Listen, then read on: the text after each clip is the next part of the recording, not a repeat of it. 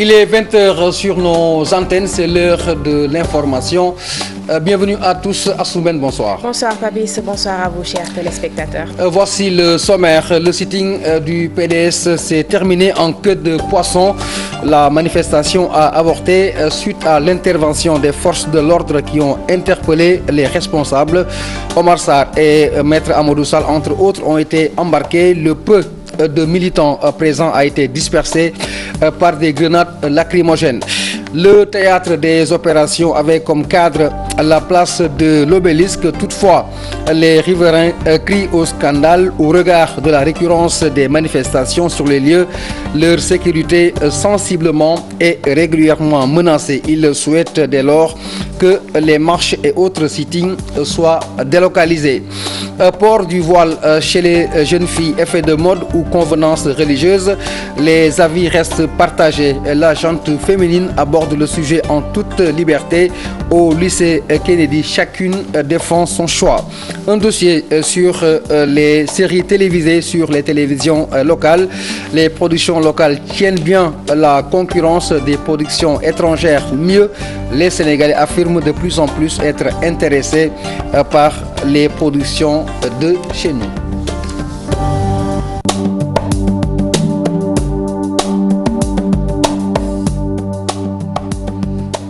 Messieurs, dames, bonsoir. On vous le disait il y a quelques instants, la manifestation du Parti démocratique sénégalais n'a pas été une réussite.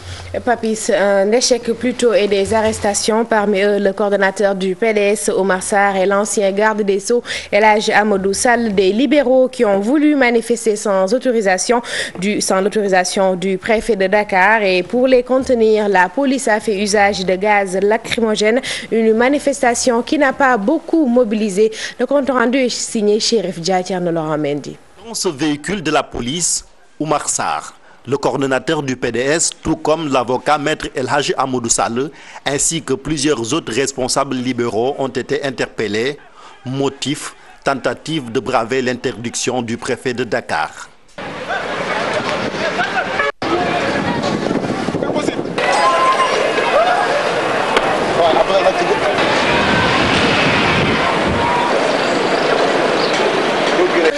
Mais c'est la dictature rampante.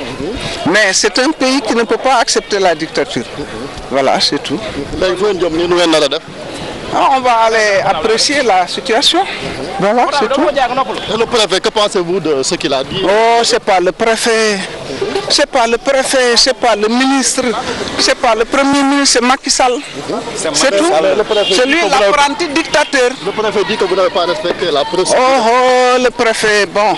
Je ne dis rien pour le préfet, vraiment. Laissez-moi.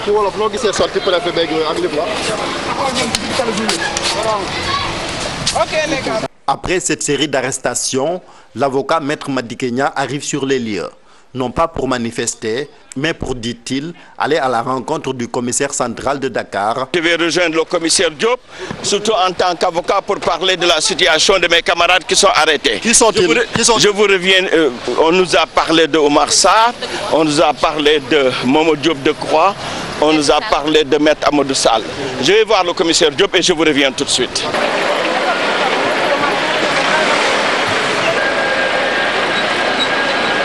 Mais c'est peine perdue, puisque le commissaire Abdoulaye Diop ne veut rien entendre. Sa médiation n'a rien donné. Maître Madické Niang s'engouffre dans son véhicule et quitte la place de l'Obélisque, qui parfois a été transformée en champ de bataille.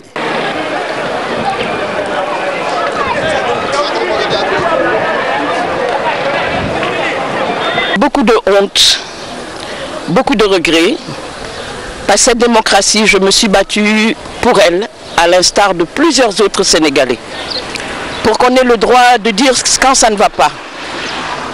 C'est ça la moindre des libertés.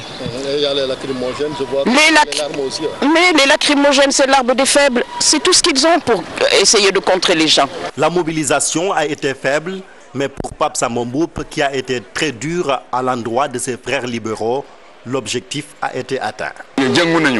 bu njëkk ba da nga daan ñëw nga ne alors c'est interdit ñu ne bon jël nañu acte c'est interdit mais bu beneenee de duñ ko nangu bu beneenee ñu interdire ko ñu ne bu beneenee duñ ko nangu donc c'est bien tey responsable yi jënd nañu wane nañ ne qu'ils sont pas d'accord, c'est ça. Leur manifestation interdite, les libéraux se donnent rendez-vous à leur permanence pour statuer sur l'arrestation de leurs frères. Toutefois, ils comptent remettre ça ce samedi, malgré le refus du préfet de Dakar qui a déclaré irrecevable la demande de manifestation. Chérif Dia, les responsables libéraux arrêtés sont toujours au commissariat central selon nos dernières informations. Papis, après la marche, le repli, retour à la permanence du PDS pour un débrief et une évaluation de cette première journée de manifestation. Abdoulaye Faye, administrateur du parti, estime qu'en dépit des arrestations de ses camarades, la première journée de manifestation aura été une réussite. Il appelle encore à une forte mobilisation demain 31 janvier pour le second acte à la place de l'Obélisque. Il confirme par ailleurs la participation du président Wade à leur côté pour cette semaine de manifestation. Nous reviendrons sur cet élément plus tard dans cette édition peut-être. Et puis nous y restons pour parler de la peur qui habite les riverains de la place de l'Obélisque qui craignent assaut pour leur sécurité. Voilà, Fabrice, des riverains qui ont peur et qui n'ont qu'un seul souhait, la délocalisation de toutes ces manifestations. Salimata a été ce matin. Des policiers armés, des pick-up, bref, c'est un important dispositif sécuritaire ici à la place de l'Obélisque. C'est la peur au ventre pour ces riverains. C'est très dur. Les politiciens vraiment nous tympanisent. Des fois, les GMI franchissent des limites. Ils entrent même dans les maisons. Pour ce jeune homme, on est dans un pays de démocratie, donc on doit s'attendre à tout. C'est très normal, ça ne me dérange pas du tout. On est dans un pays démocratique, nous ne sommes ni avec le pouvoir, ni avec l'opposition. Cette dame pense que les marches doivent être délocalisées dans d'autres lieux. C'est très dur. Chaque jour, on prie le bon Dieu pour que les manifestations se passent ailleurs, surtout avec les lacrymogènes. C'est invivable. Si cela ne crée pas de tension, on peut les laisser manifester tranquillement. Tous les regards sont fixés à la place de l'Obélisque, mais les riverains veulent que tout se passe dans les règles de l'art. Et puis à Thiès, le gouverneur Mohamed Fall a été remplacé par Amadou Sy en présence de Abdoulaye Daouda Diallo, ministre de l'Intérieur. Une cérémonie riche en couleurs, vous verrez ça dans nos prochaines éditions. Et puis des émigrés sénégalais qui sont rentrés et qui veulent rentrer dans leurs droits. Comprenez les indemnités, ceci constitue une véritable préoccupation pour nos compatriotes. Et pour faire face, Papis, ils ont monté une association pour rentrer dans leurs droits et faciliter la réinsertion sociale des émigrés revenus définitivement au pays. Touba, nous retrouvons Mohamed Jojob. D'anciens émigrés revenus au Bercail. Si le voyage a été éprouvant pour certains, le retour au Bercail est synonyme, lui, de désillusion.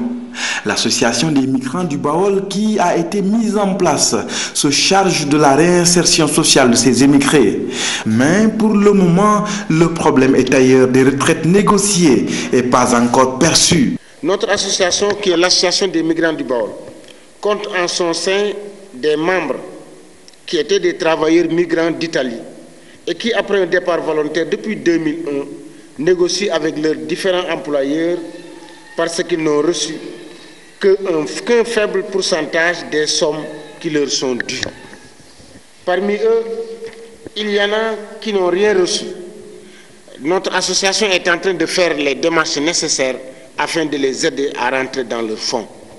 L'association des migrants du Baol interpelle l'État du Sénégal. En particulier le président de la République, son Excellence M. Macky Sall, pour prendre langue avec le gouvernement italien afin que ce problème des sommes dues aux immigrés en départ volontaire d'Italie soit définitivement réglé. Les ayants droit se sont appauvris et vivent dans une précarité malheureuse. Cette association composée d'anciens émigrés mène le combat du retour. Ils veulent intégrer les domaines agricoles communautaires et s'essayer à l'agriculture.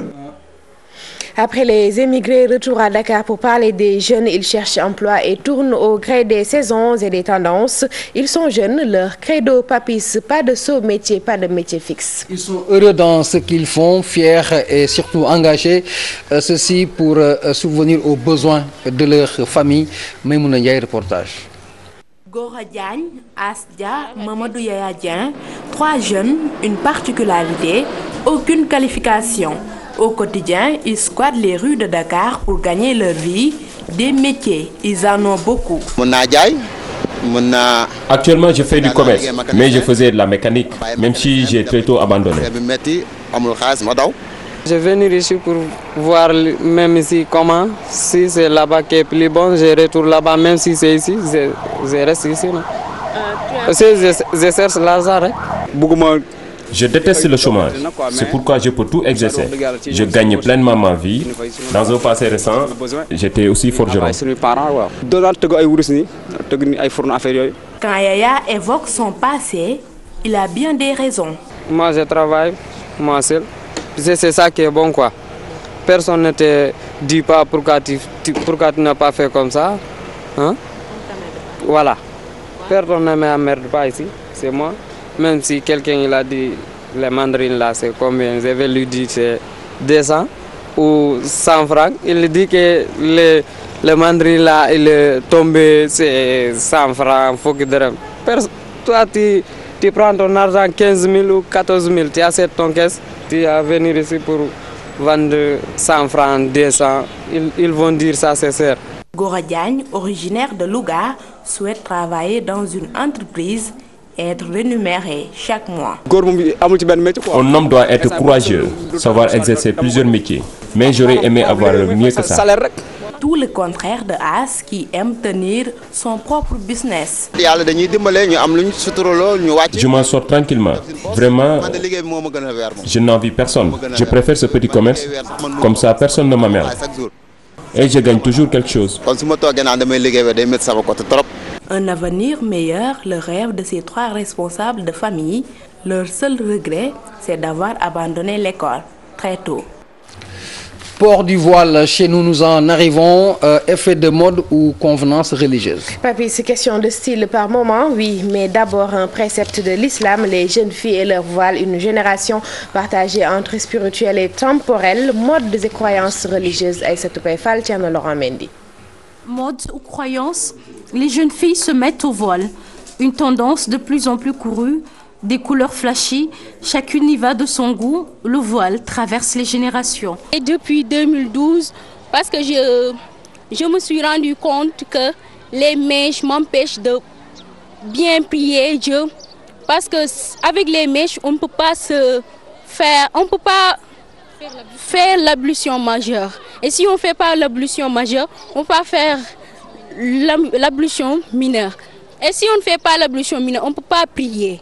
Et si tu préfères faire les mèches sans prier, c'est pas bon. J'ai préféré me voiler, laisser les mèches, les greffages pour faire ma voile et prier Dieu. Il y a des filles qui le font par conviction, d'autres le font pour la mode seulement. Moi, je le fais parce que ma religion le demande. Kumba et Yaïfal, elle s'affirme, le voile plutôt stylish, comme elle dit. Lorsqu'il fait chaud, je laisse mes cheveux à l'air libre. Comme il fait un peu froid, je mets le voile. Comme vous le voyez, c'est très joli. J'essaie de mettre les mêmes couleurs. Regardez, c'est très stylé. Elle tient une boutique de prêt-à-porter et des accessoires pour femmes voilées sont exposés un peu partout. Regardez ces foulards. La plupart d'entre eux, ce sont les jeunes filles qui l'achètent. Pour certaines d'entre elles, elles veulent changer de style, d'autres se conforment à la religion. Guidées par les croyances religieuses, certaines suivent les préceptes de l'islam à la lettre pour ne pas tomber dans les abîmes de l'enfer, comme elles le prétendent. D'autres se démarquent d'une façon particulière, mais la foi se résumerait-elle juste à un accessoire? La CAN 2 à présent, qui s'intéresse aujourd'hui à nos mamans. Il s'agit du troisième âge. Papis, une rubrique ce soir consacrée aux dames du troisième âge. Certaines très branchées foot vont jusqu'à commenter la dernière sortie de l'ex-entraîneur Alain Giresse. Précision des profanes parmi elles. Il y en a aussi Salimata Awsek, Modou Diop. man politicien laa fu taalibe Serigne Touba laa xam loolu rek laa xam waaye nag affaire football yi xam. mais xam nga penalty ak coup franc. billaay xaw ma ci dara ci football. Ndiaye Mbaye, une profane en sport, tout le contraire de Marie Gueye, la passionnée de foot. Impossible de la berner. Vous savez, j'ai regardé plein de matchs de foot. Je suis une passionnée du ballon rond. J'étais président du comité directeur de la section de football de Gorée. Des commentaires sur le discours de l'ex-entraîneur. Giresse a bien fait. S'il avait mis Sadio Mané sur le banc de touche, beaucoup de Sénégalais vont s'en offusquer. Marie a même son reporter de match préféré. Laïdiao, je l'estime beaucoup. Il connaît le football. Je regardais même ses matchs. Elle ne s'y connaît pas, mais elle a l'art d'esquiver nos questions.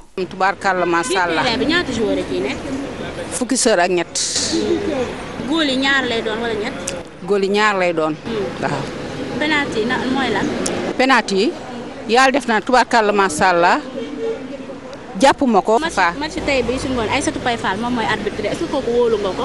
ah kay wóolu naa ko tubaarkàlla macha allah ndax tubaarkàlla yàgg na ci tubaarkàlla may. Le Sénégal éliminé, mais pour ces femmes, c'est un plaisir de regarder cette 30e Coupe d'Afrique des Nations. Dernière note de cette édition, nous vous le disions dans le sommaire, le dossier du jour porte sur les séries télévisées au Sénégal. Les séries télévisées, Papis, et leur production, des producteurs qui cherchent à faire passer des séries locales, une marchandise bien appréciée par les Sénégalais, car par moments, elles reflètent notre réalité socioculturelle. Le dossier du jour culture est signé Aïssatou Paye Fall.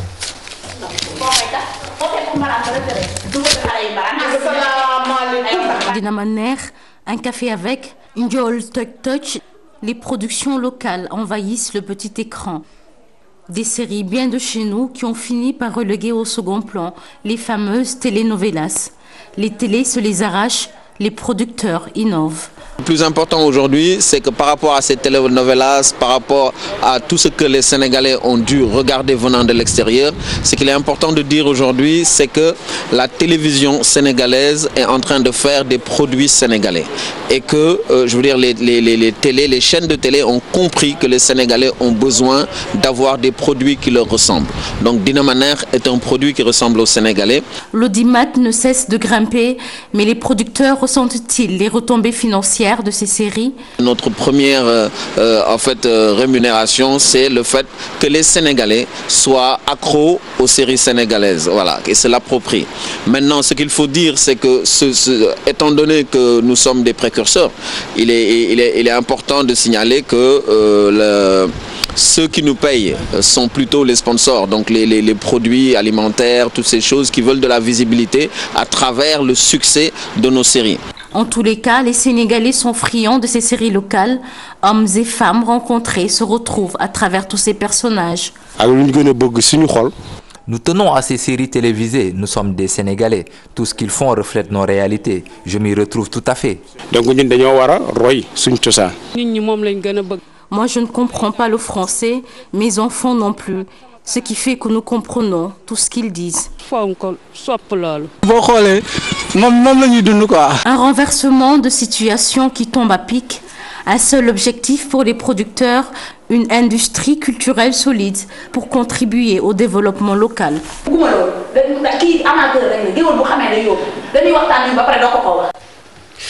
Nous sommes arrivés au terme de ce journal. Assou, ce sera donc tout pour aujourd'hui. Merci Papy, c'est tout pour ce soir. Très bon week-end à vous. Merci à tous ceux qui nous ont fait confiance et excellent week-end avec nos programmes. Merci et bonsoir.